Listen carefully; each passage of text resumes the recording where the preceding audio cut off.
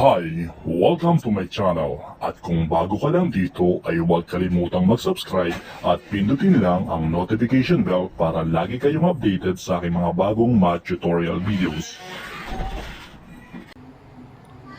Today, ang pag-aaralan natin ay kung paano mag-multiply ng simple fractions and mixed numbers. Example number 1, 2/3 times 5 over 7. Step 1, multiply the numerator.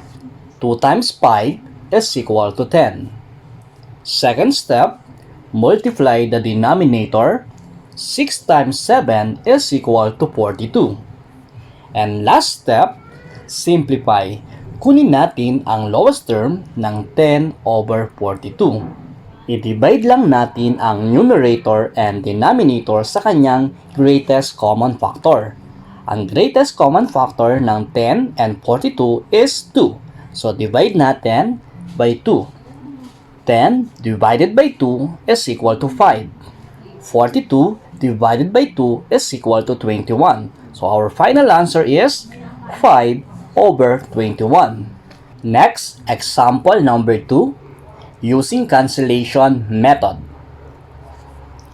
Cancel the pair of numerator and denominator with common factor. Example, yung common factor class ng 2 and 4 is 2. So, divide lang natin yung 2 and 4 by 2.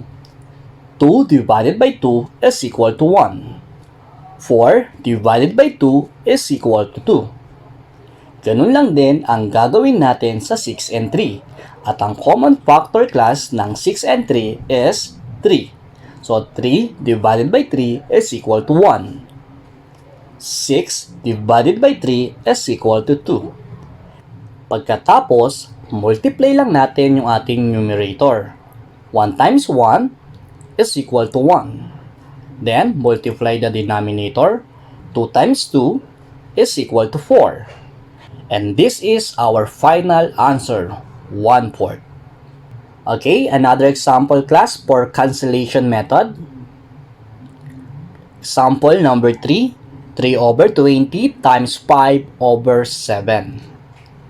So, cancel lang uli natin class yung numerator and denominator with common factor. So, yung common factor class ng 5 and 15 is 5. So, 5 divided by 5 is equal to 1. 15 divided by 5 is equal to 3. Then, multiply the numerator. 3 times 1 is equal to 3. 3 times 7 is equal to 21. Then, simplify natin yung 3 over 21. Kunin lang natin yung kanyang greatest common factor. So, yung greatest common factor ng 3 and 21 is 3. So, i-divide natin class yung numerator and denominator by 3. So, 3 divided by 3 is equal to 1. 21 divided by 3 is equal to 7. So, our final answer is 1 over 7. Okay, next example. So, this time naman class, multiplication of mixed numbers. So, step number 1, convert mixed number to improper fraction.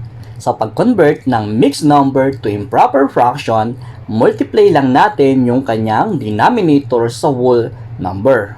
So, 4 times 2 is equal to 8.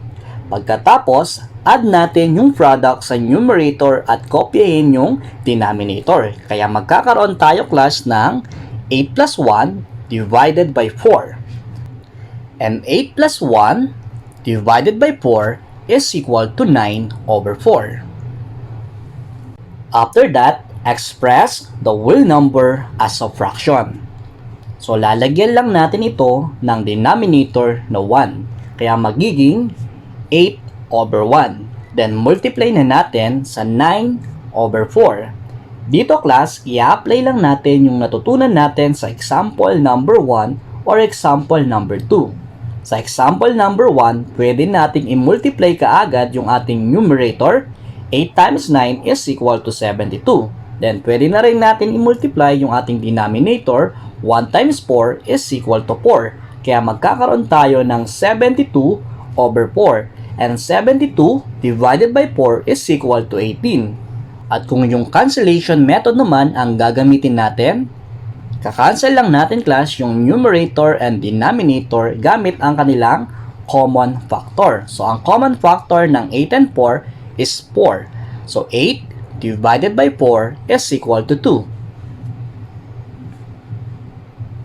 4 divided by 4 is equal to 1.